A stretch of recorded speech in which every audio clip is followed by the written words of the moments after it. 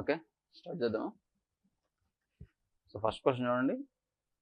AP జాగ్రఫీకి సంబంధించి ఆంధ్రప్రదేశ్లో కడపలో ఉన్న శిలా వ్యవస్థ గురించి ప్రధానంగా ఏ రకమైన శిలలతో ఏర్పడిందన్నారు.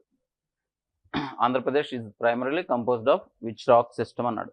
ఓకేనా, డైరెక్ట్ క్వశ్చన్ ఇది. మొత్తం ఎంటైర్ ఏపీ మొత్తం కూడా ఓన్లీ గోదావరి డెల్టా రీజియన్ తప్ప, అక్కడ పెట్రోలియం నిక్షేపాలు తప్ప, మిగతా అంతా డక్కన్ శిల ఏదైతే ఉందో అది మొత్తం కూడా దేంతో ఉంటుందంటే సెడిమెంటరీ రాక్ తోటి ఉంటుంది. ఓకేనా, గ్రనైట్ శిలలు ఈ మార్బుల్ ఏదైతే ఉందో, మెటామార్ఫిక్ మార్బుల్ ఏవైతే ఉన్నాయో అవి మాత్రం కొన్ని ప్రాంతాలకి, అంటే రాజస్థాన్ లాంటి ప్రాంతాల్లో ఏమో మెటామార్ఫిక్ తోటి ఫామ్ అయిన ఉన్నాయి. చేమకుర్తి లాంటి ప్రాంతాల్లో అయితే మాత్రం ఇక్కడ వచ్చేసరికి గెలాక్సీ గ్రానైట్ అని చెప్పేసి ఉంటుంది. ఇవి కూడా అవక్షేప శిలల కిందకే వస్తాయి, కానీ బ్లాక్ కలర్లో కానీ రెడ్ కలర్లో కానీ ఇట్లా ఫామ్ అవుతూ ఉంటాయి. కానీ కొన్ని ఉంటాయి ఇట్లా స్టార్స్ టైప్లో ఉంటాయి. ఇవన్నీ కూడా ఇట్లా మిక్స్ అవుతూ ఉంటాయి. డైమండ్ షేప్ అని చెప్పేసి మీరు చూస్తుంటారు ఈ గ్రానైట్ టైప్లో. సో అదంతా ఎక్స్ట్రా ఇన్ఫర్మేషన్ అండి, అవసరం లేదు. ఆంధ్రప్రదేశ్లో మీకు ఏమైనా కనిపిస్తే శిలలు అని అంటే అది కానీ కడప ఏరియా కానీ రాయలసీమ ప్రాంతం కానీ అయితే అది మొత్తం కూడా సెడిమెంటరీ రాక్స్ కిందకి వస్తుంది. అందుకే ఇక్కడ మీకు బైరైడ్ గన్స్ కానీ సున్నప్ గన్లు కానీ ఇవన్నీ ఎక్కువ దేని యొక్క రూపాలంటే అవక్షేప శిలల యొక్క రూపాలు. ఓకేనా, నెక్స్ట్ చూడండి. క్రింది గ్రహాల్లో తూర్పు నుంచి పశ్చిమానికి దిశగా భ్రమణం చేసే గ్రహాలను గుర్తించండి అన్నాడు. ఓకేనా, consider the following planets, identify those are who are exhibit the retrograde axial rotation అన్నాడు. సో ఓకే, రొటేషన్ గురించి ఇచ్చాడు, ఈస్ట్ నుంచి వెస్ట్కి తిరిగి అన్నాడు. ఆప్షన్స్ చూడండి. శుక్రుడు, భూమి, యురేనియస్, అంగారకుడు, వీనస్, ఎర్త్, యురేనస్, మార్స్ అనమాట. ఇప్పుడు ఒకవేళ క్వశ్చన్కి ఆన్సర్ తెలియదు అనుకోండి, ఎంటైర్ దాంట్లో ఎర్త్ ఎట్లా తిరుగుతుందో తెలిస్తే సరిపోతుంది, మిగతా విషయాలన్నీ పక్కన పెట్టినా కూడా. ఎర్త్ యొక్క రొటేషన్ ఎటువైపు నుంచి ఎటువైపుకు ఉంటుంది? వెస్ట్ టు ఈస్ట్, అంతేనా? సో వాళ్ళు అడిగిన క్వశ్చన్ ఏంటి?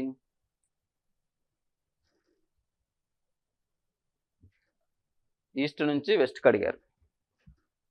సెకండ్ ఆప్షన్ తీసేస్తే ఇక్కడ ఉంది, ఇక్కడ కూడా ఉంది, ఇక్కడ కూడా ఉంది. 3 ఆప్షన్స్ కానీ రిమూవ్ చేస్తే మనకు ఉండేది ఏంటి? థర్డ్ ఆప్షన్ అనమాట. సో 1 and 3 యురేనస్ అండ్ శుక్రుడు. జనరల్గా ఎర్త్ యొక్క ట్విన్ కదా శుక్రుడు, శుక్రుడు కూడా భ్రమణం కూడా అట్లానే ఉండాలి కదా అంటే అలా కాదు. ఓన్లీ దేని మీద బేస్ చేసుకొని చెప్పారంటే స్ట్రక్చరు, షేపు, వాటి మీద బేస్ చేసుకొని చెప్పారు, రొటేషన్ రెవల్యూషన్ గురించి కాదు. మీకు ఇది సిలబస్లో ఎర్త్ మూమెంట్స్ అని ఉంటుంది ఒక టాపిక్.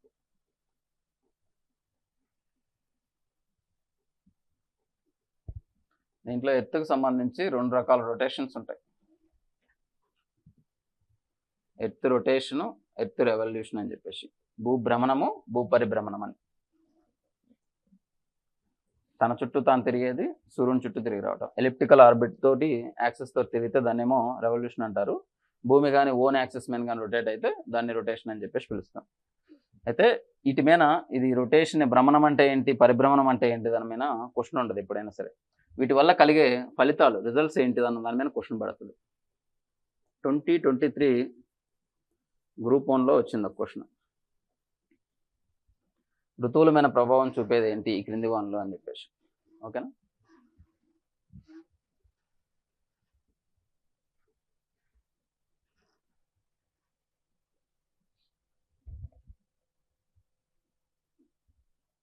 సో 1 and 3 ఆన్సర్ అవుతుంది.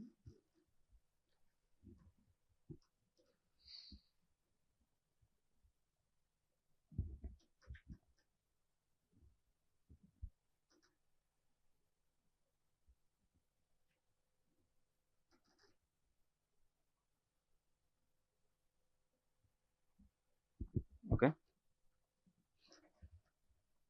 ఇంటర్నేషనల్ డేట్ లైన్కి సంబంధించి అక్షాంశాల రేఖాంశాల మీద క్వశ్చన్ అనమాట.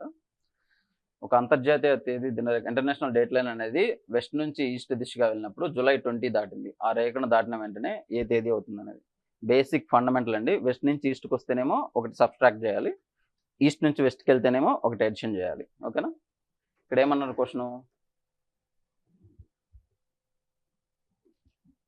వెస్ట్ నుంచి ఈస్ట్కి వస్తుంది, పరమణ నుంచి తూర్పుకు వస్తుంది, పశ్చిమం నుంచి తూర్పుకు వస్తుంది. కాబట్టి ఒకటి సబ్స్ట్రాక్ట్ చేయాలి. 1 డేట్ సబ్స్ట్రాక్ట్ అయితే ఏమొస్తుంది ఆన్సర్? జూలై 19th వస్తుంది. జనరల్గా ఇంటర్నేషనల్ డేట్ లైన్ అనేది మామూలుగా మనకి రేఖాంశాలన్నీ కూడా ఎట్లా ఉండాలి? స్ట్రైట్ లైన్స్ ఉండాలి. Imaginary vertical lines are called as longitudes కదా. అయితే ఈ యొక్క ఇంటర్నేషనల్ డేట్ లైన్ 180 degrees రేఖాంశం అనేది పసిఫిక్ ఓషన్ నుంచి వెళ్తూ కొన్ని చోట్ల ఇలా ఉంటుంది.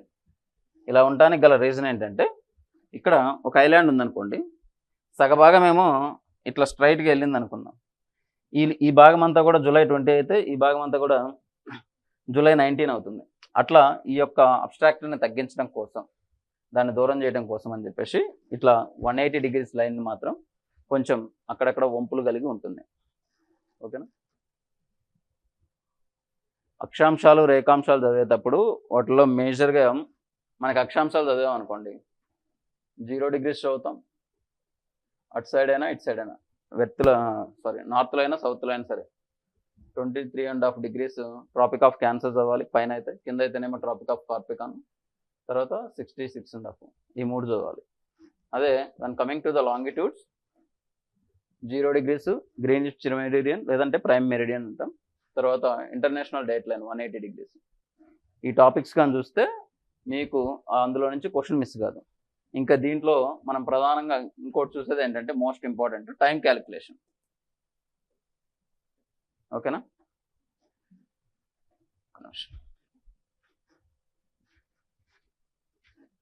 ఎప్పుడైనా సరే టైం క్యాలిక్యులేట్ చేసేటప్పుడు ప్రతి సంవత్సరం ఒక క్వశ్చన్ వస్తుందండి టైం క్యాలిక్యులేషన్ మీద.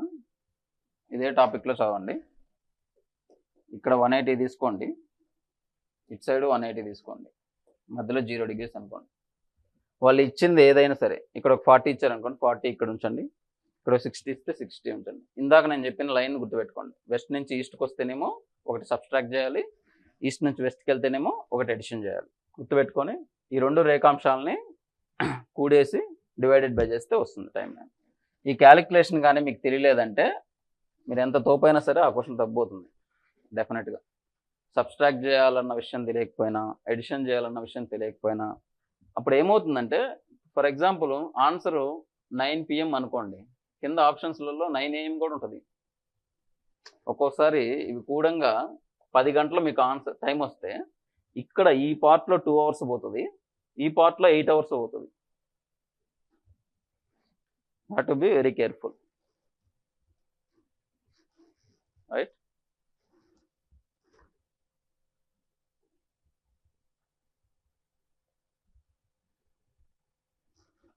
సో నెక్స్ట్ చూడండి, క్రింది వానలో ఏవి ప్రధానంగా భూమి సూర్యుని చుట్టూ పరిభ్రమణం రెవల్యూషన్ వల్ల సంభవిస్తాయి?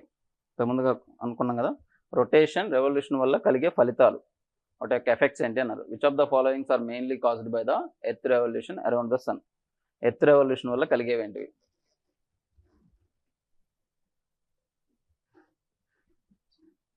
మనకి రొటేషన్ వల్ల ఏమవుతుంది, ఈ యొక్క డైరెక్షన్స్ అన్న కాన్సెప్ట్ వచ్చింది. ఓకే, డే అండ్ నైట్స్ అనే కాన్సెప్ట్ వచ్చింది. ఓకేనా? టైడ్స్ ఫామ్ అవుతాయి.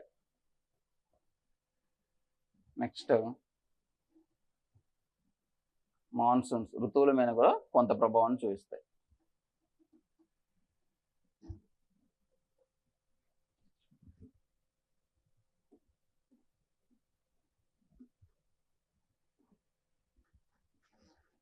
కానీ పరిభ్రమణం వల్ల, ఎర్త్ యొక్క రెవల్యూషన్ వల్ల డే అండ్ నైట్స్లో ఉండే తేడా, సమయ భేదం ఏర్పడుతుంది.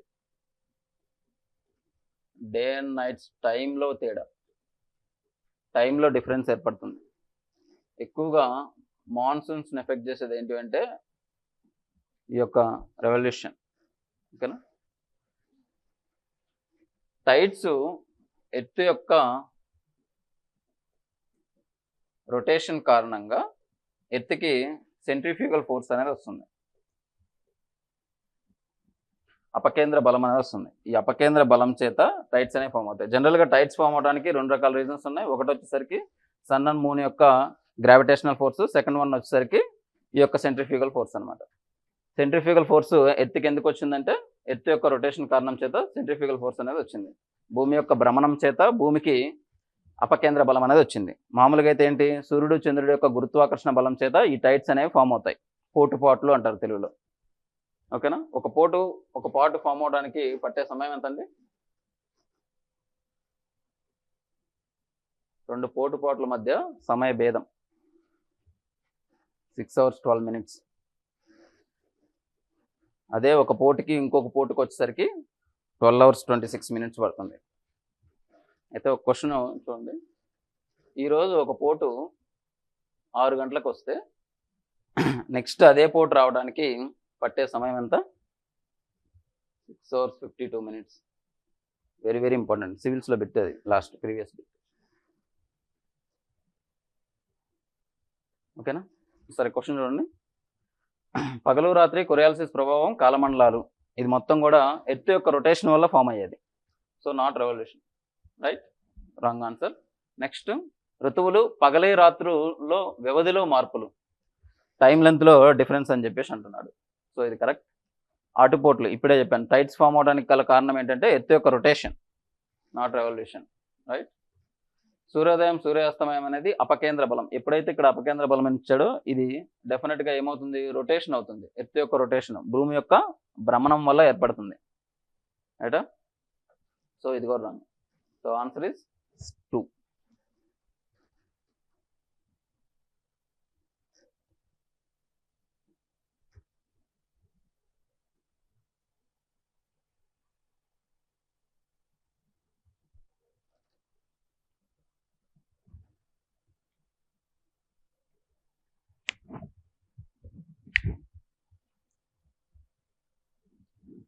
ఎర్త్క్వేక్ సంబంధించి భూకంప ఛాయామండలాల గురించి క్రింది వ్యాఖ్యలను పరిశీలించండి అన్నాడు.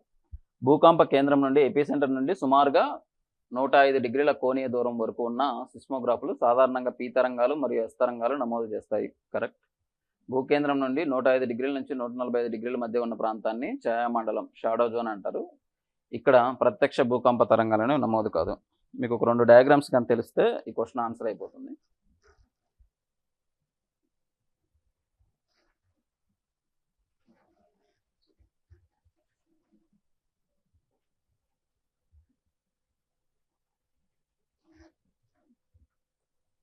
ఇట్లా ఉంటే దీన్ని ఏమంటారు, ఎపీ సెంటర్ అంటారు.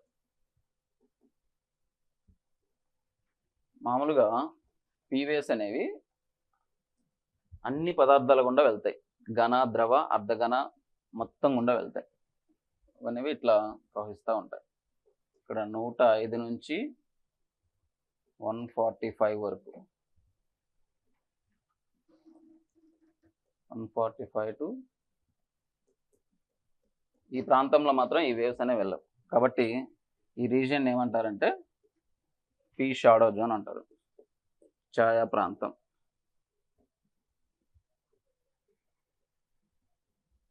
ఓకేనా.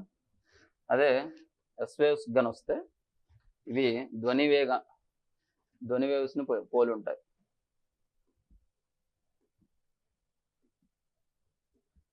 ఇట్లా ఉంటుంది 105 నుంచి 105 వరకు. ఈ మొత్తం రీజియన్ అంతా కూడా S shadow zone. L waves అనేవి సర్ఫేస్ వేవ్స్, దానివల్ల డిస్ట్రాక్షన్ అనేది ఎక్కువగా ఉంటుంది అనమాట. సో వాడు ఈ 2 డయాగ్రామ్స్లో ఏదైతే ఉందో ఆ పాయింట్స్ ఇచ్చాడు చూడండి. ఎపీ సెంటర్ నుంచి 105 కోణీయ దూరంలో సిస్మోగ్రాఫ్ సాధారణంగా పీ తరంగాలు మరియు ఎస్ తరంగాలు నమోదు చేస్తాయి. అంతే కదా, 105 వరకు ఉన్నాయి. 105 నుంచి 145 మధ్య ఉన్న ప్రాంతాన్ని షాడో జోన్ అంటారు. చెప్పాం కదా, షాడో జోన్. కాబట్టి 1 and 2 రెండు కూడా కరెక్ట్.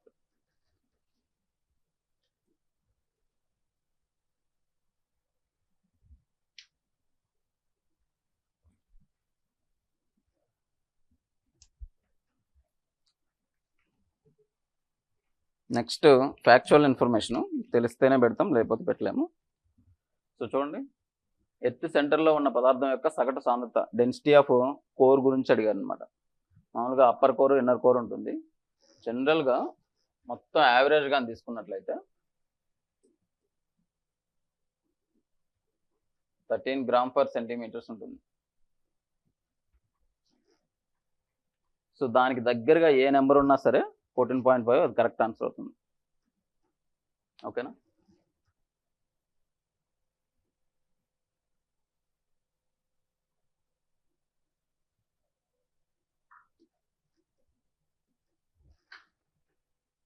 మామూలుగా కోర్ వచ్చేసి స్టార్ట్ అయ్యేది ఎక్కడి నుంచి అండి? 2900 నుంచి 6347 వరకు ఉంటుంది కోర్ అనేది. ఆ కోర్ కూడా 2గా డివైడ్ అయి ఉంటుంది. Upper core, inner core. ప్రధానంగా ఉండే మూలకాలు ఏంటి? Nickel and ferrous. కాబట్టి ఆ కోర్ని ఏమని పిలుస్తారు? నికెల్ అండ్ ఫెర్రస్ పొర అని కూడా చెప్తారు. ఓకేనా? నెక్స్ట్ అవక్షేప శిలలు సెడిమెంటరీ రాక్స్ గురించి క్రింది వ్యాఖ్యల్ని పరిశీలించండి అన్నారు. అవక్షేప శిలలు అనేవి అవక్షేప నిక్షేపణ మరియు ఘనీభవనం ద్వారా ఏర్పడతాయి. ఓకే. ఫాజిల్స్ అనేవి ఎక్కువగా అవక్షేప శిలల్లో సంరక్షించబడతాయి. ఓకే. పాలరాయి, మార్బుల్ లేదా సున్నప్రాయి నుండి ఏర్పడే అవక్షేప శిల. అసలు ఫస్ట్ ఆఫ్ ఆల్ పాలరాయి అవక్షేప శిలే కాదు, మెటామార్ఫిక్ రాక్ కదా. సో ఈ ఆప్షన్ తప్పు. సో థర్డ్ రాంగ్ ఆన్సర్ అయితే ఆన్సర్ వచ్చేసింది మనకి. చూడండి 3 ఆప్షన్లో థర్డ్ ఉంది.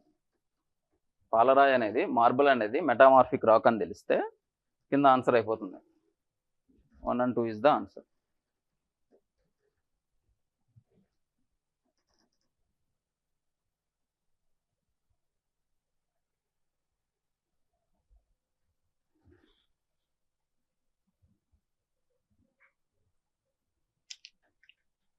చూడండి నెక్స్ట్ కూడా ఫ్యాక్చువల్ ఇన్ఫర్మేషన్. పిడ్మౌంట్ పీఠభూమి అంటే పర్వతాల మధ్యగానే ఉన్నట్లయితే పీఠభూమి ఏదన్నా కానీ దాన్ని పిడ్మౌంట్ పీఠభూమి అని చెప్పేసి అంటారు. పిడ్మౌంట్ ప్లాటియో అని చెప్పేసి అంటారు. రెండోది అగ్నిపర్వత పీఠభూమి. అగ్నిపర్వత ఉద్భేదనం వల్ల 2 రకాల భూస్వరూపాలు అనేవి ఏర్పడతాయి. ఒకటి వచ్చేసరికి మౌంటైన్, రెండోది వచ్చేసరికి ప్లాటియో. మౌంటైన్ వచ్చేసరికి సెంట్రల్ ఎరప్షన్ కానీ జరిగినట్లయితే దానివల్ల ఏర్పడేదే మౌంటైన్. ఫ్యూజన్ ఎరప్షన్ కానీ జరిగినట్లయితే దానివల్ల ఏర్పడేదే పీఠభూమి. ఒకే చోట కానీ అగ్నిపర్వత ఉద్భేదనం కానీ సంభవించినట్లయితే అగ్నిపర్వతం అనేది ఏర్పడుతుంది. మల్టిపుల్ చోట అంటే వేరు వేరు చోట్ల కానీ ఉద్భేదనం కానీ సంభవించినట్లయితే పీఠభూమి ఏర్పడుతుంది. సో ఇక్కడ ఇది ఇచ్చింది అగ్నిపర్వత పీఠభూమి. రెండోది వచ్చేసరికి ఖండపీఠ భూమి. బ్లాక్ మౌంటైన్స్ ఏ విధంగా ఫామ్ అవుతాయి అనేది మనం చదివి ఉన్నాం ఆల్రెడీ. ఈ బ్లాక్ మౌంటైన్స్ అనే ఏంటి? ఏదైనా కానీ భూమి యొక్క అంతరపొరల్లో ఉండడం వల్ల ఆ ఫోర్సెస్ వల్ల కిందకి కానీ దిగిందనుకోండి, గుళిక శిలా విన్యాసం అని చెప్పేసి అంటాం. భ్రంశోద్భుత శిలా విన్యాసం, గుళిక శిలా విన్యాసం అని చెప్పేసి గ్రాబ్, హోస్ట్ అని చెప్పేసి 2 ఫామ్ అవుతాయి. గ్రాబ్ వల్ల ఏమవుతుందంటే బ్లాక్ మౌంటైన్స్ ఫామ్ అవుతాయి. హోస్ట్ వల్ల ఏమవుతుందంటే బ్లాక్ మౌంటైన్స్ ఫామ్ అవుతాయి. గ్రాబ్ వల్ల ఏమవుతుందంటే వ్యాలీస్ ఫామ్ అవుతాయి. సో ఈ యొక్క ఖండపీఠ భూమి అనేది గుళికశిలా విన్యాసం వల్ల ఫామ్ అవుతుంది. అంటే ఎత్తు భాగాలు పైకి వచ్చేసి మిగతా భాగం అంతా కూడా కిందకి సప్రెస్ అవుతుంది. ఓకేనా? అవశిష్ట పీఠభూమి అనేది ఇందాక సెడిమెంటరీ లాగా అనమాట. చూడండి పిడ్మౌంటైన్ పీఠభూమి అనేది కొలరాడో పీఠభూముల మధ్య ఉంటుంది. రాకీ మౌంటైన్స్లో ఉంటుందండి, అమెరికాలో ఉంటుంది ఆ ప్రాంతంలో. So next A2.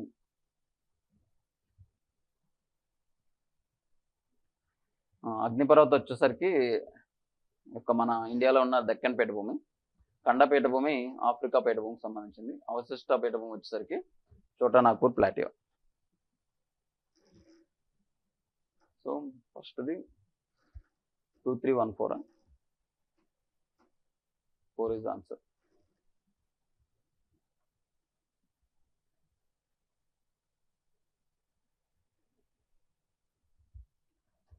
చూడండి నది యూత్ఫుల్ స్టేజ్లో సాధారణంగా ఏర్పడే భూస్వరూపాలు ఏంటివి? ఇక్కడ తెలుగులో యవ్వనం అని పడిందండి. ఇది బాల్య దశ. మెచ్యూర్ స్టేజ్ అంటే యవ్వనం. ఒక మనిషికి ఏ విధంగా అయితే జీవితంలో 3 దశలు ఉంటాయో, బాల్యం, యవ్వనం, వృద్ధాప్యం లాగా నదికి కూడా 3 స్టేజెస్ ఉంటాయండి. ఒకటి వచ్చేసరికి తరుణ దశ లేదా బాల్య దశ, రెండోది యవ్వన దశ, మూడోది వచ్చేసరికి వృద్ధాప్య దశ అని చెప్పేసి. తరుణ దశలో ఇప్పుడు జనరల్గా ఇట్లా మౌంటైన్ కానీ తీసుకున్నట్లయితే మొత్తం మౌంటైన్స్లో నది ప్రవహిస్తూ ఉందనుకోండి, అది మొత్తం కూడా తరుణ దశ లేదా బాల్య దశ. దీన్నే యూత్ స్టేజ్ అంటారు. ఓకేనా? ఎప్పుడైతే మైదాన ప్రాంతంలోకి ఎంటర్ అవుతుందో, ప్లెయిన్స్ ఆర్ మైదానంలోకి ఎంటర్ అవుతుందో అక్కడ నుంచి యవ్వన దశ అనేది స్టార్ట్ అవుతుంది. వాటర్ హెవీ అయ్యి ఈ యొక్క పాయలుగా ఏర్పడినప్పుడు రివర్ యొక్క డిస్ట్రిబ్యూటర్స్గా ఫామ్ అయ్యి చివరిలో డెల్టాస్ని ఇసుక దిబ్బలను కానీ ఫామ్ చేసినట్లయితే దాన్ని వృద్ధాప్య దశ అంటారు.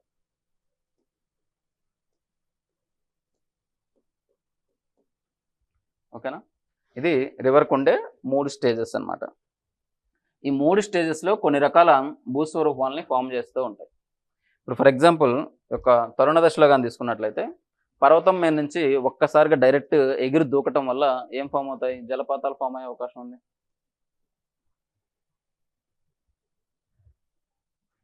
అట్లా పర్వతాల్లో ఇటు పర్వతం అడ్డు ఉంది, ఇటు పర్వతం అడ్డు ఉంది, వాటర్ ఫోర్స్ అనేది ఎక్కువగా ఉంది. కాబట్టి ఇక్కడ ఫోర్స్గా ఇట్లా వాటర్ వస్తూ ఉన్నాయి. ఏం ఫామ్ అవుతాయి? గార్జెస్ ఫామ్ అవుతాయి. ఆ గార్జెస్ అనేది వాటర్ లెవెల్ ఇంకా ఎక్కువైంది. జీవనదులు అనుకోండి, పెరిలీనియర్ రివర్స్ అనుకోండి, రివర్ ఇంకా ఎక్కువైంది. ఏమవుతుంది? పెద్దగా అవుతుంది బ్రాడ్ అనేది. కెనాన్స్ ఫామ్ అవుతాయి, గ్రాండ్ కెనాన్. నెక్స్ట్ ఇటు యొక్క ఫోర్స్ అనేది వెరీ పవర్ఫుల్గా ఉంది, మరీ ఫోర్స్గా వెళ్తున్నాయి. కింద నది లోపల కాలువలు ఫామ్ అవుతాయి, రెనికల్స్. అదే మైదాన ప్రాంతంలోకి వచ్చిన తర్వాత వాటర్ లెవెల్స్ అనేవి పెరుగుతాయి. పూర్తిగా లేవిన తర్వాత ఇట్లా మెలికలు తిరుగుతుంది. పాము చుట్టూ ఎట్లా మెలికలు తిరుగుతుందో అట్లా మెలికలు తిరుగుతుంది. ఇట్లా మెలికలు తిరిగిందని ఏమంటారంటే మీనాండర్స్ అని చెప్పేసి పిలుస్తాం. ఈ మెలిక కానీ ఇక్కడితో విడిపోయి ఇట్లా ఒక సరస్సులాగా ఫామ్ అయింది అనుకోండి, వీటిని ఆక్స్బో లేక్స్ అని చెప్పేసి పిలుస్తారు. ఓకేనా?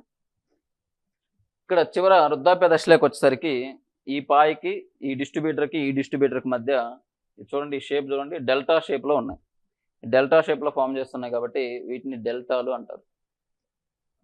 ఒకవేళ కానీ ట్రిబ్యూటరీ వచ్చి జాయిన్ అయితే వాటిని అంతర్వేదులు అని పిలుస్తారు. మనకు విజయనగర సామ్రాజ్యం జరిగేటప్పుడు మనం చదువుతాం ఏది అంతర్వేది అని చెప్పేసి.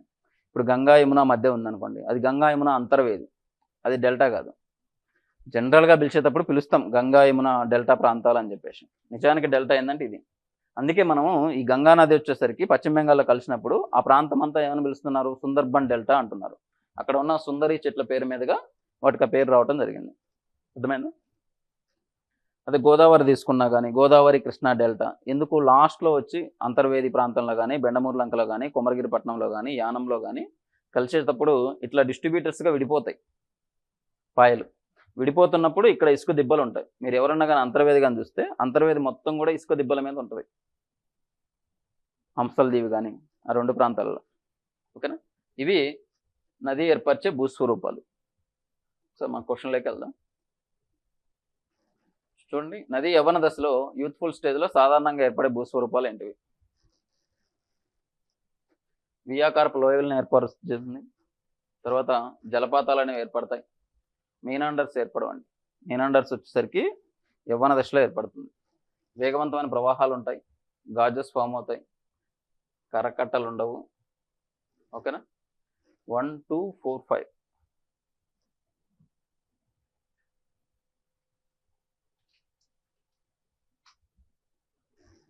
Third is the answer.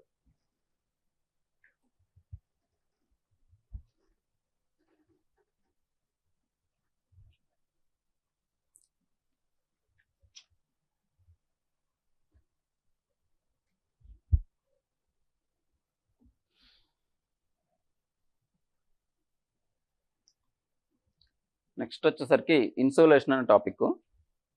దానికి సంబంధించి క్వశ్చన్ చూడండి. ధ్రువ ప్రాంతాల సమీపంలో కనిపించే రంగురంగుల కాంతి ప్రదర్శనలను అరోరాస్ అంటారు. అవి ప్రధానంగా భూమి యొక్క ఏ వాతావరణ పొరలో సంభవిస్తాయని చెప్పేసి question.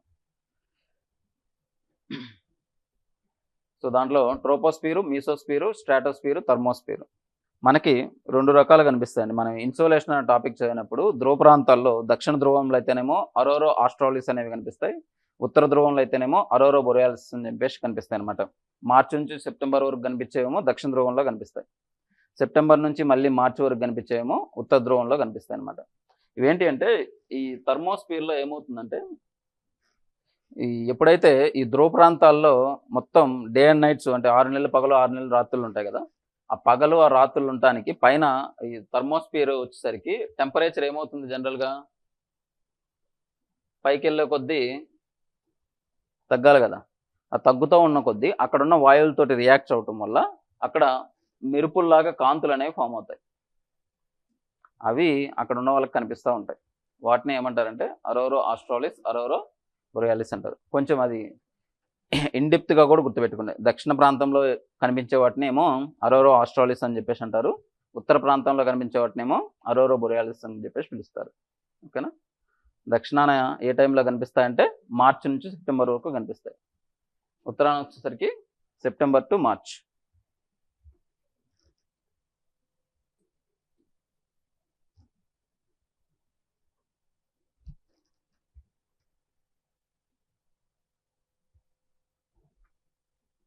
So simple basic question, కానీ గ్రూప్ 1లో వచ్చిందండి. ఇది ఆర్డర్లో పెట్టమని చెప్పేసి అడిగారు. సో వాతావరణంలో ఉండే వాయువులు ఇచ్చాడు, పర్సంటేజ్ ఇచ్చాడు. నైట్రోజన్ అందరికీ తెలిసిందే 78%, ఆక్సిజన్ 21% ఉంటుంది. తర్వాత ఆర్గాన్ వచ్చేసరికి 0.93, కార్బన్ డైఆక్సైడ్ వచ్చేసరికి 0.03.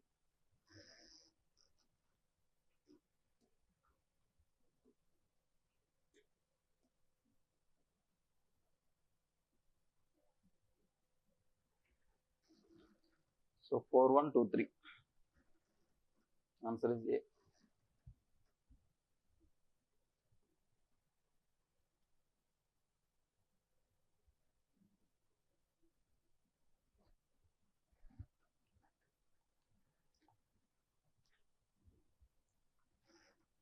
చూడండి, భూ ఉపరితలాన్ని అల్బిడో విలువ పెరుగుతున్న క్రమంలో అమర్చండి అని చెప్పేసి. ఫస్ట్ అల్బిడో అంటే ఏందో చూడండి. హీట్ బడ్జెట్లో వస్తుంది ఇన్సోలేషన్. ఇది కూడా ఇట్లా సూర్యకిరణాలు భూమిని చేరడాన్ని ఏమంటారంటే incoming solar radiation we called as a insolation. Insolation వచ్చిన తర్వాత ఇది మొత్తం కూడా ఇట్లా రిఫ్లెక్ట్ అవుతుంది, పరావర్తనం చెందబడుతుంది. పరావర్తనం చెందే క్రమంలో మేఘాలు కావచ్చు, క్లౌడ్స్ కావచ్చు, వాతావరణం కావచ్చు, ఎర్త్ యొక్క సర్ఫేస్ కావచ్చు, ఇది మొత్తం కూడా పరావర్తనం చెందిస్తూ ఉంటుంది. మేఘాలు వచ్చేసరికి 20%, క్లౌడ్స్ వచ్చేసరికి 6%, సారీ మేఘాలు వచ్చేసరికి 20, క్లౌడ్స్ వచ్చేసరికి 6%, ఎర్త్ సర్ఫేస్ వచ్చేసరికి 4%.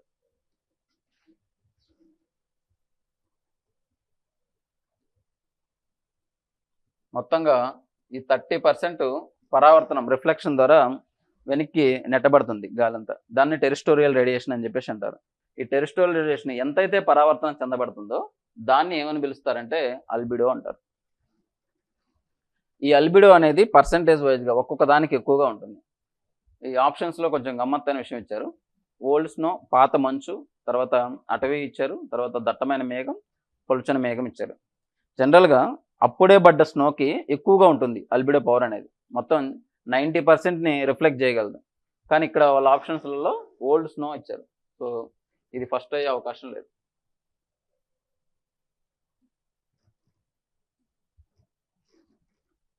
సెకండ్ ఆప్షన్ ఏంది? అటవీ ప్రాంతం. ఓకేనా. నెక్స్ట్ దట్టమైన మేఘం, ఆ తర్వాత పలుచని మేఘం, లాస్ట్ వచ్చేసరికి పాత మంచు. సారీ అండి, అటవీ ప్రాంతం, ఓకే, పలుచని మేఘం first, second, third, fourth. So 2413.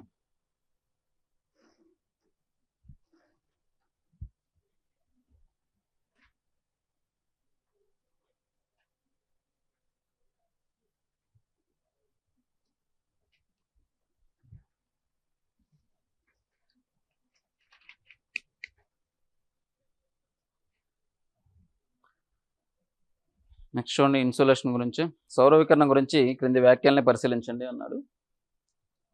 ఉప ఉష్ణమండల ఎడారులు, సబ్ ట్రాపికల్ డిజర్ట్స్ ఏవైతే ఉన్నాయో అధిక మేఘావరణం కారణం చేత సౌర వికిరణాన్ని పొందుతాయి. ఓకే. ఒకే అక్షాంశ ఖండాలు మహాసముద్రాల కంటే తక్కువ సౌర వికిరణాన్ని పొందుతాయి. ఓకే. మధ్య మరియు అధిక అక్షాంశ ప్రాంతాలు శీతాకాలంలో వేసవికాలంతో పోలిస్తే తక్కువ సౌర వికిరణాన్ని పొందుతాయి.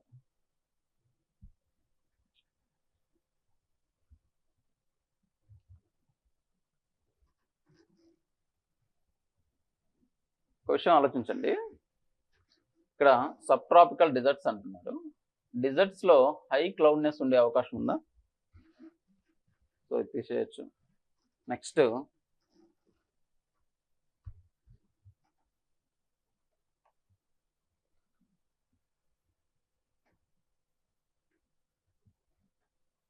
ఒకే అక్షాంశం పైన ఉన్న ఖండాలు మహాసముద్రాల కంటే తక్కువ సౌర వికిరణాన్ని పొందుతాయి.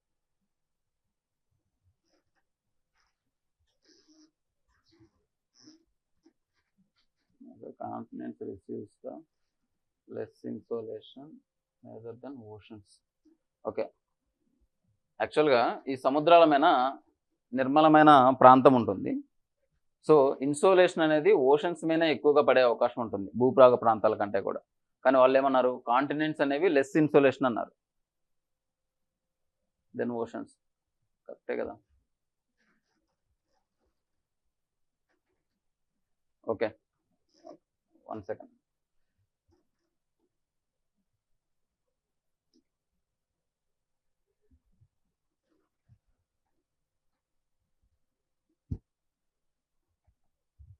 ఒక ఫెరల్ సూత్రం ఒకటి ఉంటుంది. భూభాగం కంటే కూడా నీటి భాగం అనేది నేల భాగం అనేది త్వరగా వేడెక్కి త్వరగా చల్లబడుతుంది. ఆ కారణం చేత ఈ యొక్క భూభాగం అనేది ఎక్కువగా ఇన్సోలేషన్ని గ్రహించడం చేస్తుంది. ఓకేనా.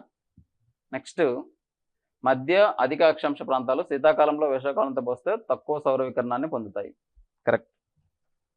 ఎందుకు? అధిక అక్షాంశాల హై ఆల్టిట్యూడ్స్ అనేవి లార్జ్ ఏరియాలో ఉంటాయి. ఎప్పుడైతే లార్జ్ ఏరియాలో ఉందో ఇన్సోలేషన్ అనేది ఎక్కువగా ఉంటుంది. ఇన్సోలేషన్ అనేది తక్కువగా ఉంటుంది.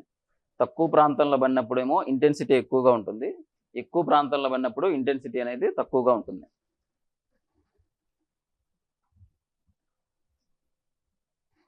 సో క్వశ్చన్ ఏంటి? సరైనవి ఏంటి అన్నాడు. థర్డ్ వన్ ఒకటి. ఓకే, ఒకటి మాత్రమే.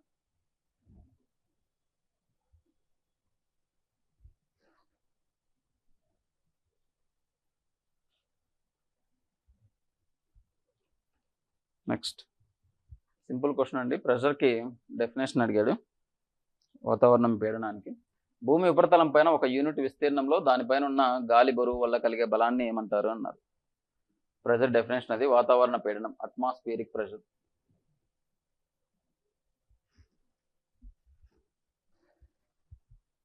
నెక్స్ట్ చూడండి, ఫ్యాక్చువల్ ఇన్ఫర్మేషన్. చినుక్ గాలిని ఉత్తర అమెరికాలో స్నో ఈటర్స్ అని పిలుస్తారు. కరెక్ట్. ఇది రాకీ పర్వతాల యొక్క తూర్పు వాలికి దిగుతున్నప్పుడు గాలి వేడిగా మరియు పొడిగా మారి మంచును వేగంగా కరిగిస్తూ ఉంటుంది.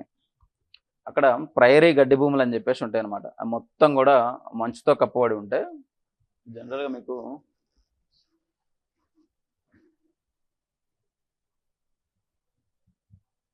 ఇట్లా అమెరికన్ రీజియన్ ఉంటే, ఉత్తర అమెరికా రీజియన్ అంటే ఈ ప్రాంతంలో ఉంటాయి రాకీ మౌంటైన్స్ అని చెప్పేసి. ఈ రాకీ మౌంటైన్స్కి ఇటువైపు ఇట్లా గాలులు దిగుతూ ఉంటాయి అన్నమాట. వేడి గాలులు అన్నీ కూడా కిందకి దిగుతూ ఉంటాయి. దిగటం వల్ల ఈ ప్రాంతం మొత్తం కూడా ప్రైరీ గడ్డి భూములు అని చెప్పేసి ఉంటాయి. ఆ ప్రైరీ గడ్డి భూముల్లో ఈ వేడి పొడి గాలి ఏదైతే ఉందో మొత్తం కొట్టుకొని పోతుంది ఆ గడ్డి భూముల పైన ఉన్న మంచు అంతా కూడా. ఎప్పుడైతే ఈ గడ్డి భూముల పైన ఉన్న మంచు మొత్తాన్ని కొట్టుకొని పోతుందో వాటిని ఏమని పిలుస్తారంటే స్నో ఈటర్స్ అని చెప్పేసి పిలవటం జరుగుతుంది. ఓకేనా. సో చినుక్ గాలిని ఉత్తర అమెరికాలోనే స్నో ఈటర్స్ అని చెప్పేసి పిలుస్తారు. Correct option. ఇది రాకీ పర్వతాల యొక్క తూర్పు వాళ్ళకి దిగుతున్నప్పుడు గాలి వేడిగా పొడిగా మారి మంచును వేగంగా కరిగిస్తుంది. రెండు కూడా కరెక్ట్, సరైన వివరణ.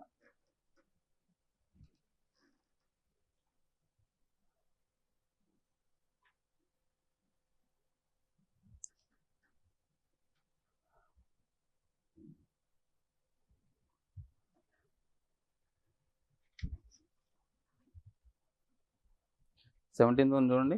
స్థానిక గాలులు మరియు ఎగువ వాతావరణ గాలులకు సంబంధించి క్రింది వాక్యాలని పరిశీలించండి అన్నాడు. జియోస్ట్రోఫిక్ విండ్స్ అనేవి పీడన ప్రవణత బలం, ప్రెజర్ గ్రేడియంట్ ఫోర్స్కి మరియు కొరియాలిసిస్ బలం మధ్య సమతుల్యత వల్ల ఐసోబార్స్ అనేవి సమాంతరంగా ప్రవహిస్తాయని చెప్పేసి అన్నాడు. ఓకే. తర్వాత రెండో ఆప్షన్ వచ్చేసరికి ఫోన్ అనేది మంచుతో కప్పబడిన పీఠభూముల నుండి లోయల్లోకి దిగే చల్లని మరియు సాంద్రమైన గాలి. Pen is the cloud and dense wind displacing the snow covered plateau into the valley. Okay. కెటబాటిక్ గాలులు అనేవి ఎత్తైన ప్రాంతాల నుండి గురుత్వాకర్షణ ప్రభావంతో దిగువకు ప్రవహించే చల్లని గాలులు అని చెప్పేసి ఉన్నాం.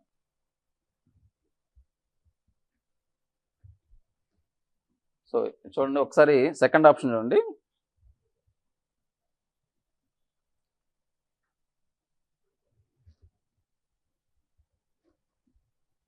మంచుతో కప్పబడిన పీఠభూముల నుండి లోయల్లోకి దిగే చల్లని సాంద్రమైన గాలి అని చెప్పేసి అన్నారు. యాక్చువల్గా ఐడియా ఉండుంటే ఈ ఫుడ్ అనేది డ్రై ఎయిర్ అనమాట. సో ఈ ఆప్షన్ తప్పుతుంది. నెక్స్ట్ పైన చూద్దాం. ప్రెషర్ గ్రేడియంట్ అనేది కొరియాలిసిస్ బలం సమతుల్యత వల్ల సమపీడన రేఖల్లో సమాంతరంగా ప్రవహిస్తాయి. Okay, correct. Katabatic winds are cold groundwards influence of the gravity from the elevated reasons.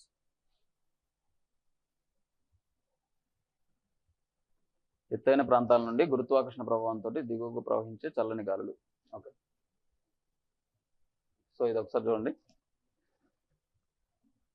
ఇప్పుడు ఒకవేళ ఈ ఆప్షన్స్ కానీ కొత్తగా ఉన్నాయి తెలియలేదు అనుకోండి, మనకి జనరల్గా తెలిసింది ఏంటి, పైనుంచి కిందకు వచ్చే గాలి ఎట్లా ఉంటుంది, విండ్ అనేది చల్లగా ఉంటుంది. Option okay. ఇది డ్రై విండో కోల్డ్ విండో తెలియలేదు మనకి. సో ఇక్కడ ఏమన్నాడంటే వాడు గురుత్వాకర్షణ ప్రభావంతో దిగువకు ప్రవహించే చల్లని గాలులు అన్నాడు. సో ఇది కరెక్ట్ ఆప్షన్. ఇది మాత్రం తెలియాలండి, ఈ ఫోన్ అనేది డ్రై విండ్ అని చెప్పేసి తెలియాలి. తెలియకపోతే మాత్రం ఆప్షన్ పోతుంది. సో ఐసోబార్స్ అనేవి ఎప్పుడు ఫామ్ అవుతాయి, ప్రెషర్ గ్రేడియంట్ ప్రేరణ బలవంత బలాలు అనేవి ఇవి రెండు కూడా ఒకటే రేఖమేనగా ఉన్నట్లయితే అప్పుడు ఐసోబార్స్ అనేవి ఫామ్ అవుతాయి. కాబట్టి ఇది correct answer. So 1 and 3 is the answer.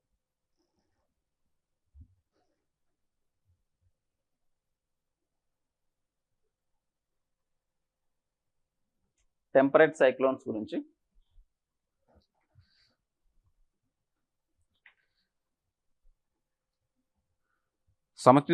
సమశీతోష్ణ చక్రవాతాలు అనేవి ఫ్రంటల్ చక్రవాతాలకి అని కూడా అంటారు, ఎందుకంటే ఇవి విభిన్న వాయురాశుల సరిహద్దుల వద్ద ఏర్పడతాయి. Okay, correct. ఇవి సాధారణంగా భూమధ్య రేఖ సమీపంలో ఉష్ణమండల ప్రాంతాల్లో ఏర్పడతాయి. నో, అసలు చక్రవాతాలు అనేవి భూమధ్య రేఖ ప్రాంతంలోనే ఫామ్ అవ్వు. వేడి మరియు చల్లని వాయురాశులు పరస్పర చర్య వీటి వలన ఏర్పాటులో కీలక పాత్ర పోషిస్తుంది. ఉత్తర భారతదేశంలో ప్రభావితం చేసే పశ్చిమ విక్షోభాలు అనేవి సమశీతోష్ణ చక్రవాతాల వ్యవస్థతో సంబంధాన్ని కలిగి ఉన్నాయి. వెస్ట్రన్ డిస్టర్బెన్సెస్ అనేవి నార్త్ ఇండియాతో సంబంధాన్ని కలిగి ఉన్నాయి. కరెక్ట్ ఆన్సర్ అది 4th. తర్వాత interaction between the warm and cold air masses play and క్లీ important role. Okay,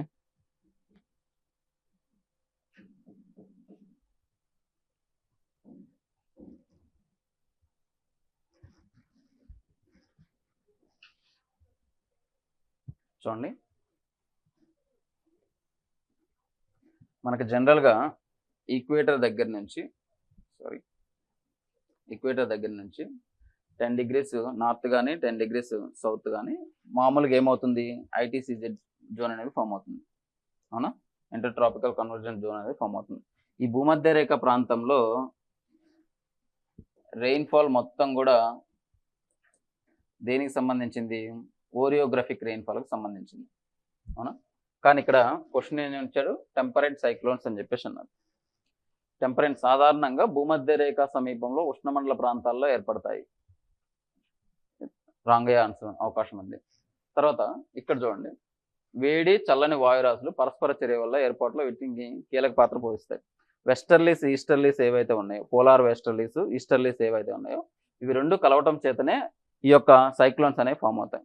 for example India orientation leg కానీ వచ్చినట్లయితే మీకు ఏమవుతుంది, ఎప్పుడైతే నైరుతి ఋతుపవనాలు ఏవైతే ఉన్నాయో, నార్త్ వెస్ట్ మాన్సూన్స్ ఏవైతే ఉన్నాయో భారతదేశం మొత్తం విస్తరించిన తర్వాత భూభాగం మొత్తం కూడా చల్లగా అవుతుంది. చల్లగా అయిన తర్వాత ఇటువైపు సముద్ర భాగాలు అనేవి భూమి కంటే ముందుగా వేడెక్కి చల్లబడతాయి. కాబట్టి ఇక్కడ మొత్తం కూడా అల్పపీడన ప్రాంతం అనేది ఫామ్ అవుతుంది. అల్పపీడన ప్రాంతాన్ని ఆక్రమించడం కోసం ఈ యొక్క భూమి మీద ఉన్న ఈ యొక్క అధికపీడన గాలులు అనేవి ఇటువైపుగా రావటం జరుగుతుంది. కాబట్టి రెండు గాలులు అనేవి అక్కడ ప్రజెన్స్ అనేది ఉంది. So 3rd option is correct.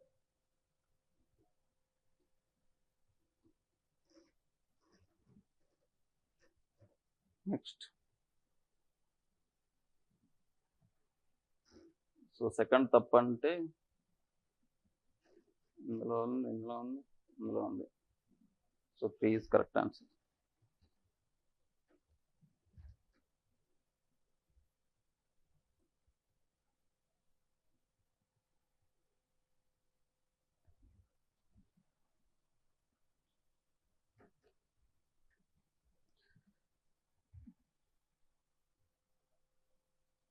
So equatorial రీజియన్లో ప్రపంచంలోనే అత్యధిక సగటు సాపేక్ష ఆర్ద్రత రిలేటివ్ హ్యూమిడిటీ అనేది నమోదు చేస్తుంది. ఓకే. సముద్రాలపై సాపేక్ష ఆర్ద్రత సాధారణంగా భూభాగాల కంటే కూడా ఎక్కువగా ఉంటుంది. ఎందుకంటే వాటి యొక్క ఎవాపరేషన్ పవర్ అనేది ఎక్కువ కాబట్టి.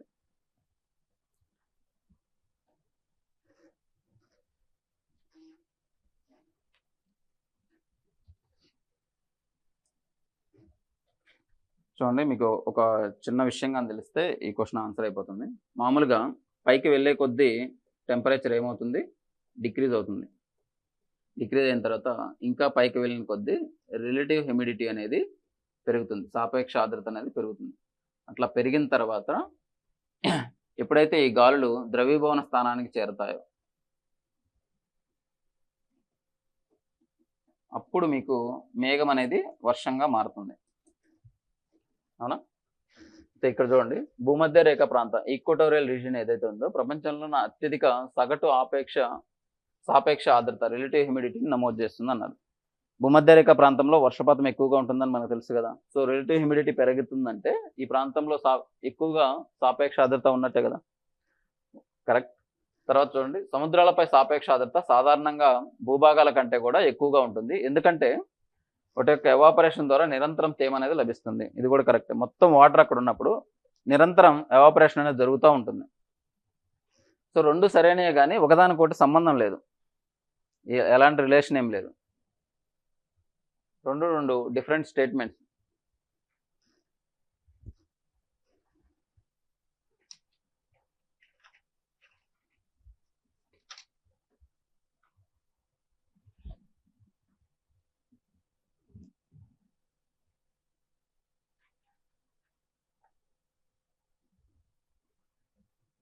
నెక్స్ట్ చూడండి, క్లౌడ్స్ గురించి.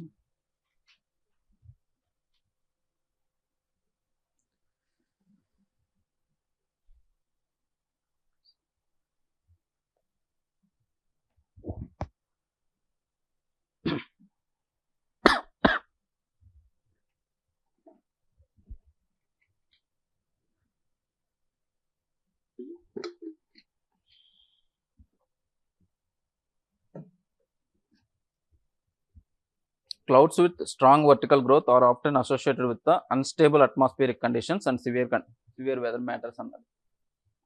నెక్స్ట్ వచ్చేసరికి క్యూములోనింబస్ మేఘాలు అనేవి లైట్నింగ్, హైలు, ఇంటెన్స్ ఆఫ్ రెయిన్ఫాల్ అని చెప్పేసి అన్నారు. సో సెకండ్ ఆప్షన్ మోస్ట్లీ అందరూ తెలిసినది. ఈ క్యూములోనింబస్ మేఘాలు అనేవి ఉరుములు మెరుపులతో కూడిన వర్షపాతాన్ని సంభవిస్తుంది. So second correct. So first దాని విషయానికి వస్తే మేఘాల యొక్క బలమైన నిరుపెరుగుదల అనేది వాతావరణ పరిస్థితులు, తీవ్రమైన వాతావరణ సంఘటనతో సంబంధాన్ని కలిగి ఉంటాయి. డెఫినెట్గా కదా. ఇప్పుడు ఎప్పుడైతే జనరల్గా టెంపరేచర్ కానీ, ప్రెషర్ కానీ, ఆర్ద్రత కానీ, హ్యూమిడిటీ కానీ వీటన్నిటి మీద డిపెండ్ అయ్యే ఈ క్లౌడ్స్ ఫార్మేషన్ కానీ, వర్షపాతం కానీ ఇవన్నీ ఉంటాయి. కాబట్టి వీటితో సంబంధాన్ని కలిగి ఉంది. So 1 and 2 is the answer.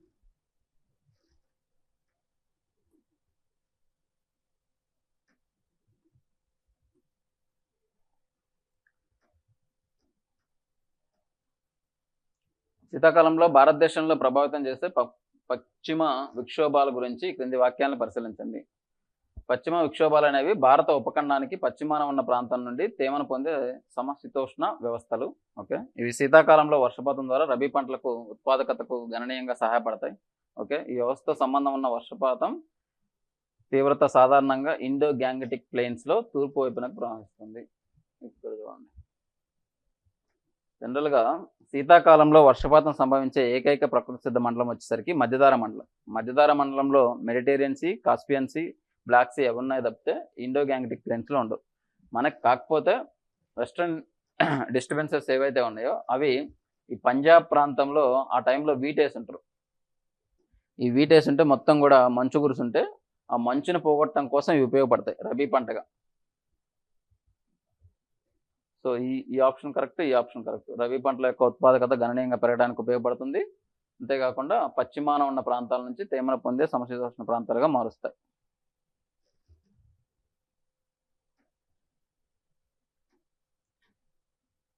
So 1 and 2 answer.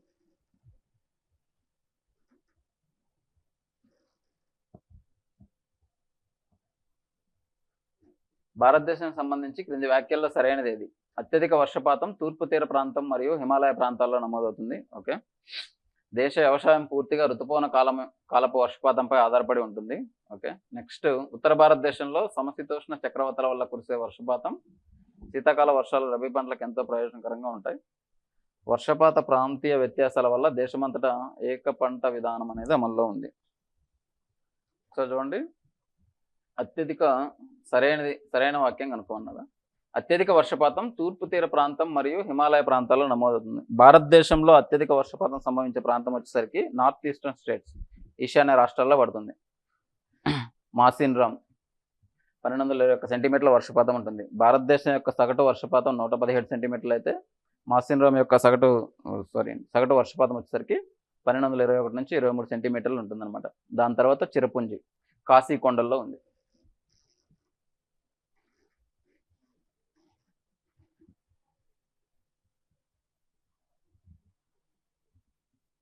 మీకు ఈ ప్రాంతంలో కనిపిస్తే ఇక్కడ కాశీ, గైరో, జయంతియా కొండలు అని చెప్పేసి ఉంటాయి అన్నమాట. మీకు మాన్సూన్స్ వచ్చినప్పుడు ఇక్కడ ఏవైతే ఈ మౌంటైన్స్ ఉంటాయి, ఈ మౌంటైన్స్ మొత్తాన్ని ఏమని పిలుస్తారంటే అరకాన్యోమా మౌంటైన్స్ అంటారు. ఈ అరకాన్యోమా మౌంటైన్స్ చేత అడ్డగించడం చేత ఋతుపవనాలు అనేవి భారతదేశంలోకి ఎంటర్ అవుతాయి. ఇట్లా ఎంటర్ అవుతున్నప్పుడు ఈ కాశీ కొండలను ఢీకొనటం వల్ల ఈ ప్రాంతంలో మాసిన్రామ్ అనే ప్రాంతంలో అత్యధిక వర్షపాతం అనేది సంభవిస్తుంది. So first statement wrong. Next వచ్చేసరికి దేశ వ్యవసాయం పూర్తిగా ఋతుపవనాల మీద ఆధారపడి ఉంది. తప్పండి. మనకి చాలా ప్రాజెక్టులు ఉన్నాయి, జీవనదులు ఉన్నాయి, మిగతా కాలువల ద్వారా కూడా వ్యవసాయం జరుగుతుంది. ఉత్తర భారతదేశంలో సమశీతోష్ణ చక్రవాతాల వల్ల కురిసే శీతాకాలపు వర్షాలు అనేవి రబీ పంటకి ఎంతో ప్రయోజనకరంగా ఉన్నాయి. మేము ఇంత ముందుగానే చెప్పాం కదా. వర్షపాత ప్రాంతీయ వ్యత్యాసాల వల్ల దేశమంతటా ఏక పంటగా ఉంది. మనం ఊరికే 4 పంటలు వేస్తాం.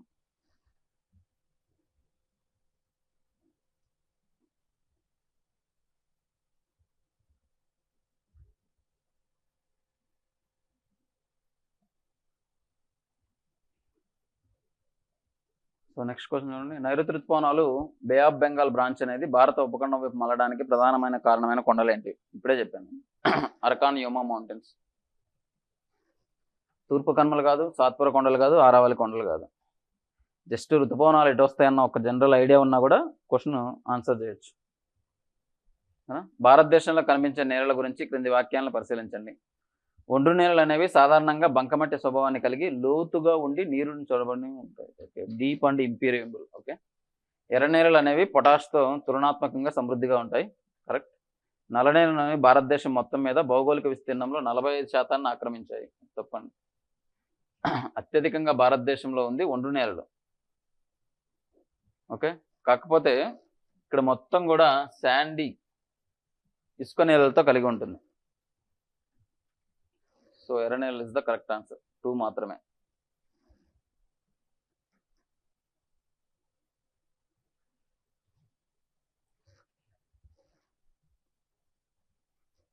నెక్స్ట్ చూడండి. క్రింది రాష్ట్రాలను పరిశీలించండి. కర్ణాటక, తమిళనాడు, ఒరిస్సా, గుజరాత్. భౌగోళిక విస్తీర్ణ పరంగా ఆంధ్రప్రదేశ్ కంటే పెద్ద రాష్ట్రాలు ఏవి?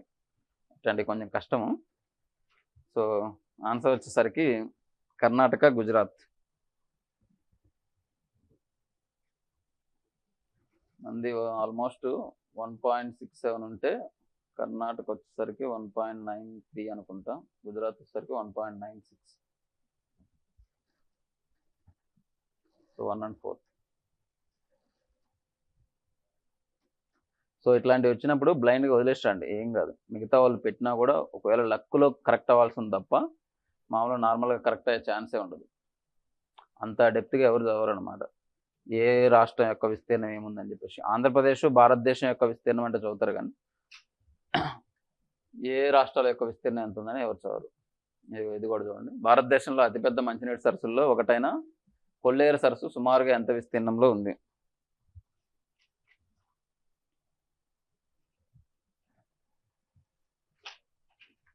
ఇది వచ్చేసి 308 చదరపు కిలోమీటర్స్, 308 చదరపు కిలోమీటర్స్. ఇట్లా మరీ ఎక్కువగా డిజిటల్ ఫ్యాక్చువల్ ఇన్ఫర్మేషన్ వస్తే క్వశ్చన్ వదిలేయండి, ఏం కాదు. మీతో పాటు మిగతా వాళ్ళు కూడా బెటర్. ఒకవేళ పెట్టిందంటే 1/3లో పోయింది ఆయన. ఓకే. నెక్స్ట్ ఎర్రాడ కొండలు ఆంధ్రప్రదేశ్లోని ఏ జిల్లాలో ఉన్నాయి? తిరుపతి, కృష్ణా, విశాఖపట్నం, అన్నమయ్య. తూర్పుగోదావరి అల్లూరు సీతారామ డిస్టిక్ కట్టిస్తే బాగుండేది కదా, విశాఖపట్నం. సుమారుగా 1690 మీటర్ల ఎత్తులో తూర్పు కనుమల్లో అత్యంత ఎత్తైన శిఖరం ఏంటి? ఆయన ఇచ్చాడు ఎత్తు. తూర్పు కనుమల్లో ఎత్తైన శిఖరం ఏంటి అని అడిగారు.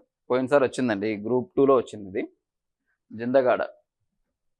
చూడండి, ఈడ ఎప్పుడైనా సరే ఈ క్వశ్చన్లో ఒక చిన్న విషయం ఉంది.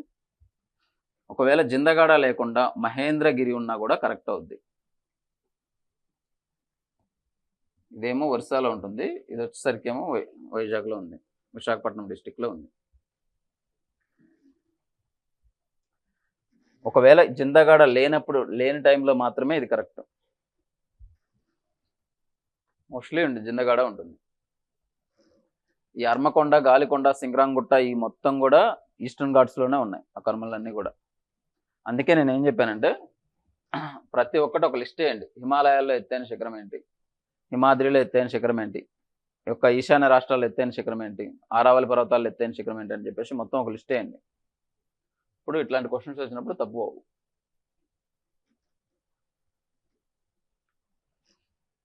సో పాపికొండల యొక్క గార్జు ఏర్పరిచే నది ఏందన్నాడు. గోదావరి సినిమా చూసినా ఎప్పుడన్నా చూసినా అర్థమైపోద్ది, గోదావరి.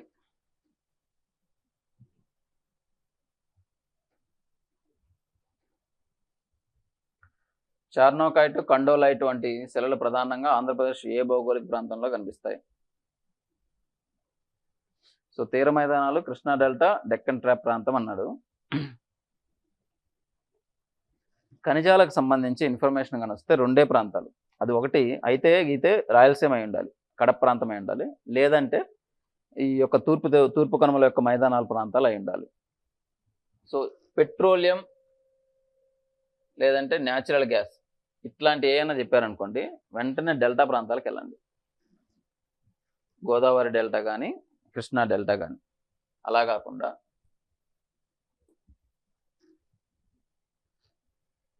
శిలలు అన్నాడు. రాక్స్ అనేవి కొండల్లోనే కదా ఉండేది, సో మైదానాల్లో ఉండే అవకాశం లేదు. సో ఇప్పుడే చెప్పాను, పెట్రోలియం డెల్టా ప్రాంతాల్లో ముడి చమురులు ఉంటాయి, క్రూడ్ ఆయిల్స్ అట్లాంటివి ఉంటాయి, డెక్కన్ ట్రాప్లో కాదు. సో ఉన్నది కొండ ప్రాంతాలు ఏంటి, తూర్పు కనుమలు.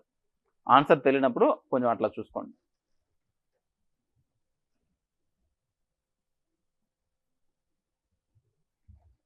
సో 32 చూడండి. ఆంధ్రప్రదేశ్లో అత్యంత ప్రముఖమైన శాండ్ స్పిట్ భూస్వరూపమైన హోపో ఐలాండ్ ఈ క్రింది వాటిలో ఏ ప్రాంతంలో ఉంది?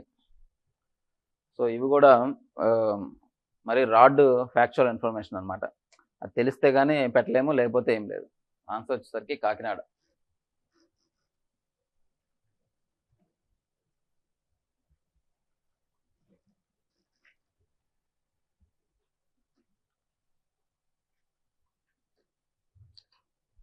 నెక్స్ట్ చూడండి.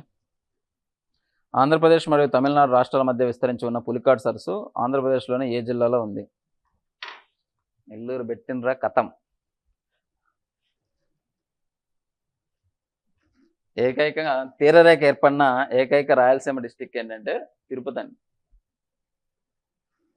ఇంతకుముందు నెల్లూరులో ఉండేది, ఇప్పుడు తిరుపతిలోకి వచ్చింది పులికాట్ లేక్ అనేది. పులికాట్ లేక్ అనేది మంచినీటి సరసా, ఉప్పు నీటి సరసా అండి? Salt water lake. భారతదేశంలోనే అతిపెద్ద సాల్ట్ వాటర్ లేక్ అంటేనేమో విస్తీర్ణ పరంగా సాంబార్ ఉండేది. ఒకవేళ కానీ అది కానీ ఆప్షన్లో లేకపోతే లాంగెస్ట్ అని వస్తేనేమో చిల్కా పెట్టండి, అది కూడా ఆప్షన్లో లేకపోతే అష్టైముడి. ఓకేనా? ఆంధ్రప్రదేశ్లో అయితే Pulicat. Next fresh water lake అంటేమో లార్జెస్ట్ ఫ్రెష్ వాటర్ లేక్ అంటేనేమో ఊలార్ లేక్. జీలం యొక్క మీనాండర్స్ వల్ల ఫామ్ అవుతుంది అనమాట, ఆక్స్బో లేక్ అది.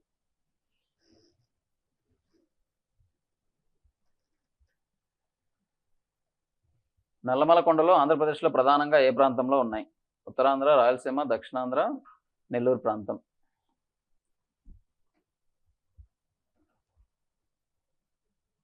ఉత్తరాంధ్ర పాపికొండలు, రాయలసీమ ప్రాంతం నల్లమల ఉంది, దక్షిణాంధ్ర కింద నెల్లూరు ప్రాంతం.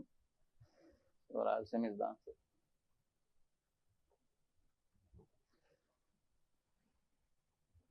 ఓకే, హిస్టరీ క్వశ్చన్ జాగ్రఫీలు ఇచ్చిందా?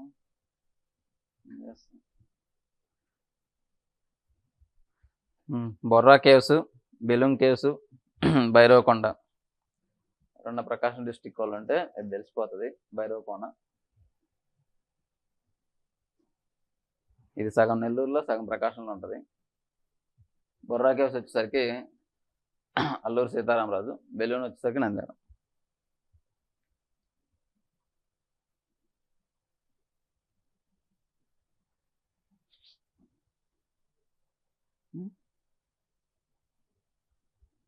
టైం అయిపోయిందా? సూర్యలంక బీచ్,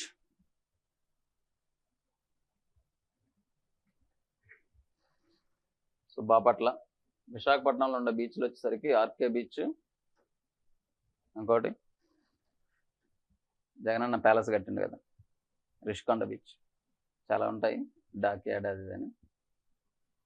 సో ఆంధ్రప్రదేశ్లో ఇప్పటి వరకు నమోదైన అత్యధిక ఉష్ణోగ్రత ఏ ప్రదేశంలో నమోదైంది? ఇంతకుముందు ఎక్స్ప్లెనేషన్ చెప్పినప్పుడు చెప్పాను. అత్యల్ప ఉష్ణోగ్రతలు వచ్చేసరికి లంబసింగి ప్రాంతం, అల్లూరు సీతారామరాజు డిస్టిక్. అత్యధిక వచ్చేసరికి రెంటచింతల, పల్నాడు డిస్టిక్.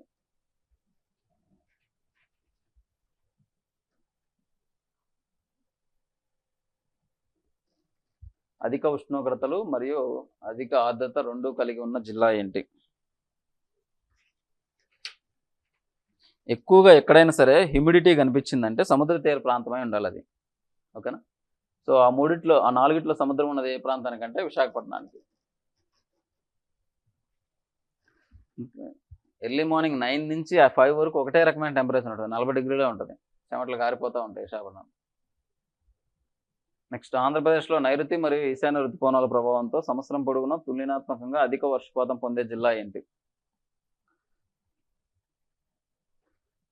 సో గుంటూరు ఆప్షన్లో ఉంచవచ్చు, శ్రీకాకుళం ఉంచవచ్చు, కడపని ప్రకాశాన్ని అసలు ఉంచకూడదు. సో ఇవి రెండు ఉండే అవకాశం లేదు. అత్యధిక వర్షపాతము శ్రీకాకుళంలో ఉంటుంది. ఈ ప్రాంతం అంతా కూడా రెయిన్ షాడో ఏరియా కిందకు వస్తుంది, పళని కొండలు అడ్డగించడం వల్ల. రాయలసీమ ప్రాంతం, ప్రకాశం మొత్తం కూడా.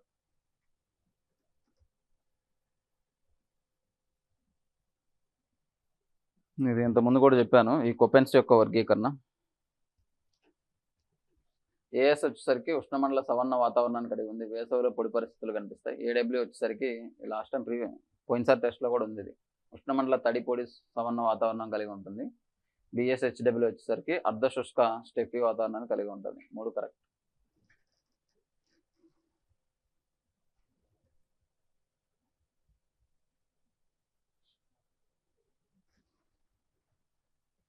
నెక్స్ట్ చూడండి, ఈశాన్య ఋతుపవనాల ప్రభావం వల్ల ఆంధ్రప్రదేశ్లో గణనీయమైన శీతాకాల వర్షపాతం పొందే ప్రాంతం ఏంటి?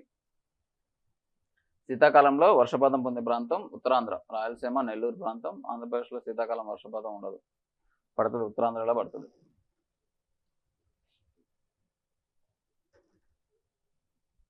సో నెల్లూరు అసలు పెట్టకూడదు, ఎందుకంటే ఈశాన్య ఋతుపవనాల టైంలో పడేది. రాయలసీమ అస్సలు పెట్టకూడదు, అది కూడా ఈశాన్య ఋతుపవనాల టైంలో పడేది.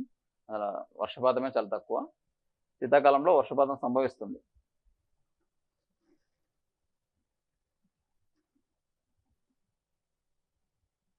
నెక్స్ట్ చూడండి, 42. టోర్నడైట్ అనేది వాతావరణ వర్గీకరణ ప్రకారం ఆంధ్రప్రదేశ్లో ఎక్కువ భాగం ఏ వాతావరణ విభాగానికి చెందింది? సెమీ అరైడే కదా,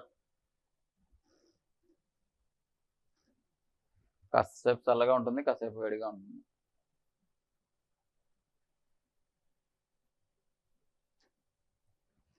మ్యాంగ్రూవ్స్ ఎక్కువగా ఏపీలో ఎక్కడ ఉన్నాయన్నారు? గోదావరి మౌత్.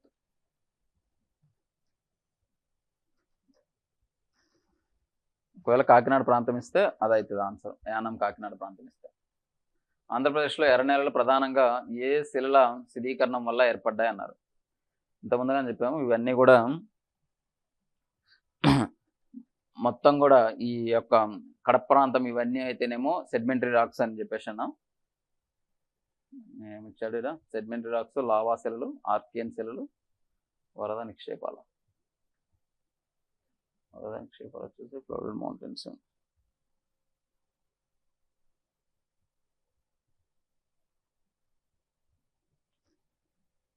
ఇది ఒండ్రు మట్టిలో ఏర్పడాలి, శిలలు కాదు, అగ్నిపర్వతాలు కాదు.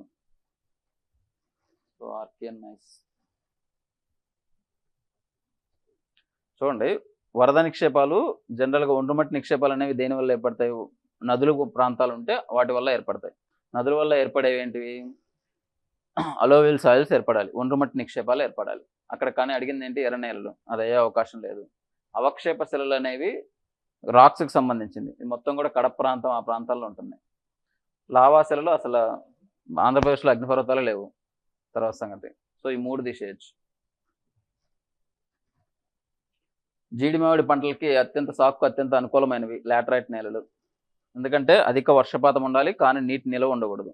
ఇవి అనేవి లాటరైట్స్ అనేవి లీచింగ్ ప్రక్రియకు గురవుతూ ఉంటాయి. నల్లరేగడి నేలలు తనను తాను దున్నుకున్న నేలలు ఎక్కువ వాటర్ని పట్టి ఉంచుతాయి కాబట్టి అది అట్లాంటివి తోట పంటలకు పనికిరావు.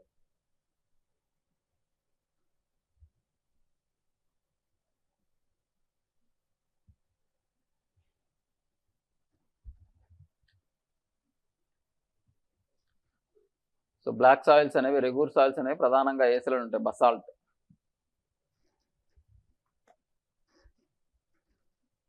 ఇంతకుముందే చూసాం. ఇది వచ్చేసరికి రెడ్, ఇది వచ్చేసరికి సున్నప్రాయి, ఇట్లాంటివి ఏర్పడతాయి. అవక్షేప శిలలు వచ్చేసరికి అగ్నిశిలలు కాదు.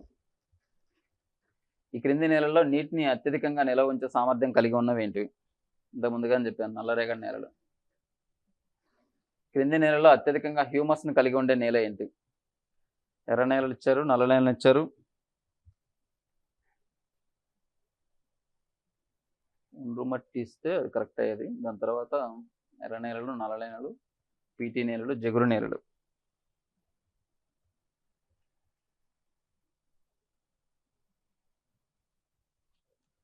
పీటీ నేలల్లో అధిక సేంద్రీయ పదార్థాలు ఉండి తక్కువ లవణాలు ఉంటాయి అనుకుంటా పీటీలు అన్నీ.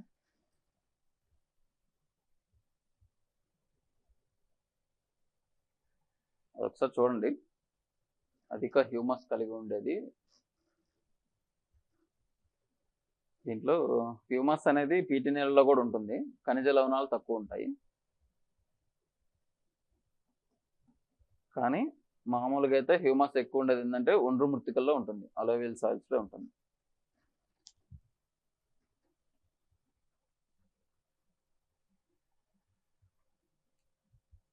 నేలల్లో స్వస్థానిక ఇన్సైటో రెసిడ్యువల్ నేలలకు అత్యుత్తమ ఉదాహరణ red soils.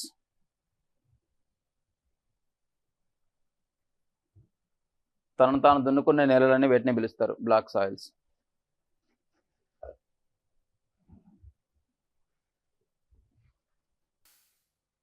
Okay, mentorship program అంటే ఇంట్రెస్ట్ ఉన్న వాళ్ళు ఎంతమంది ఉన్నారు? 3 మెంబర్స్. Okay okay.